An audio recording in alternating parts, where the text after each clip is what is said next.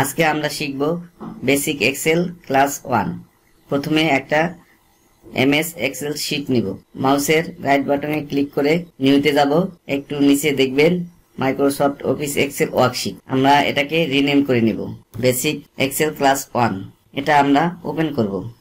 এই শীটটিকে বলা হয় এমএস এক্সেল ওয়ার্কশিট। এই এমএস এক্সেল ওয়ার্কশিটে যতগুলো ঘর দেখতেছেন সবগুলো একটি একটি সেল। এটা হচ্ছে সেভ বাটন, এখানে ক্লিক করে ফাইলটি সেভ করে নেব। এটা হচ্ছে আনডু, আনডু দিলে পূর্বের অবস্থায় চলে আসবে।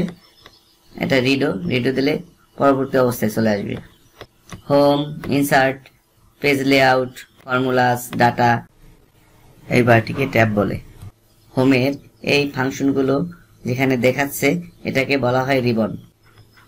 এটাকে বলা হয় সেল অ্যাড্রেস C4। এই ওয়ার্ডটা যে সেলে আমরা লিখেছি সেই সেলের অ্যাড্রেস হচ্ছে C4।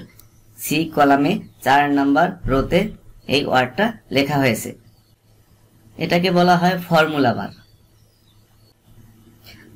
আমরা যদি ইকুয়াল দিয়ে 2 এবং 5 যোগ করি, আমরা এখানে 7 দেখতে পাচ্ছি।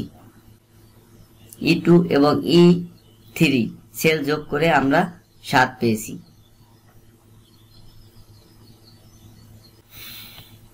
এখানে দেখতে পাচ্ছি A B C D E F G, এগুলোকে বলা হয় কলাম নেম। এগুলো প্রত্যেকটি একটি একটি কলাম। এগুলো হচ্ছে রো নাম্বার, প্রত্যেকটি একটি একটি রো।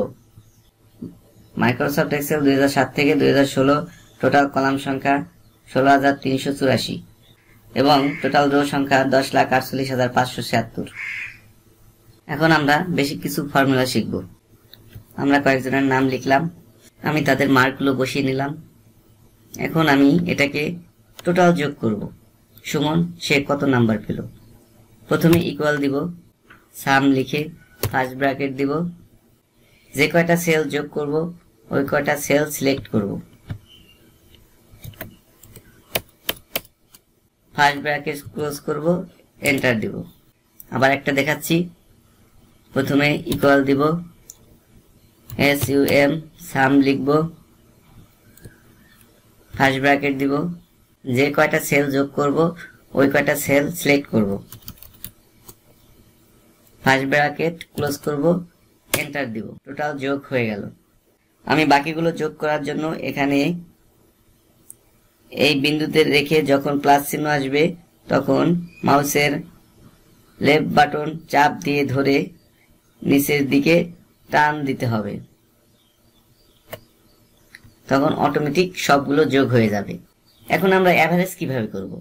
প্রথমে ইকুয়াল দিব, এভারেজ লিখব, ফার্স্ট ব্র্যাকেট দিব।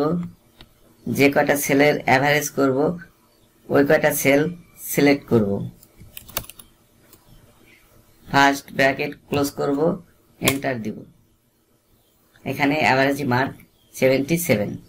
এখানে এই বিন্দুতে মাউসটা নিয়ে এখানে যখন প্লাস চিহ্ন আসবে তখন মাউসের লেফট বাটন চাপ দিয়ে ধরে নিচের দিকে টান দিব। এখন আমরা দেখব হাইয়েস্ট মার্ক কত পেয়েছে। এটা চেক করার জন্য একটা ফর্মুলা ইউজ করব। প্রথমে ইকুয়াল দিব, ম্যাক্স লিখে ফার্স্ট ব্র্যাকেট দিব। যে কয়টা সেল থেকে আমি সর্বোচ্চ নাম্বারটা নিতে চাচ্ছি সেই সেলগুলো আমি সিলেক্ট করব এবং ফার্স্ট ব্র্যাকেট ক্লোজ করব, এন্টার দিব। এখানে সর্বোচ্চ নাম্বার 83। এখানে সুমন সর্বোচ্চ নাম্বার পেয়েছে 83।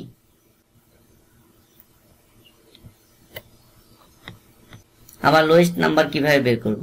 প্রথমে ইকুয়াল দিব, MIN লিখব, ফার্স্ট ব্র্যাকেট দিব, সেলগুলো সিলেক্ট করব, ফার্স্ট ব্র্যাকেট ক্লোজ করব, এন্টার দিব। এখানে সুমন লোয়েস্ট নাম্বার পেয়েছে 70। এখানে আমরা চেক করে দেখতে পারি যে তার লোয়েস্ট নাম্বার কত। এখানে সৌরভ লোয়েস্ট নাম্বার পেয়েছে 78। আমরা এখানে চেক করে দেখতে পারি যে তার লোয়েস্ট নাম্বার 78। ধন্যবাদ সবাইকে মনোযোগ দিয়ে দেখার জন্য। পরবর্তী ক্লাস পেতে এখনই সাবস্ক্রাইব করুন।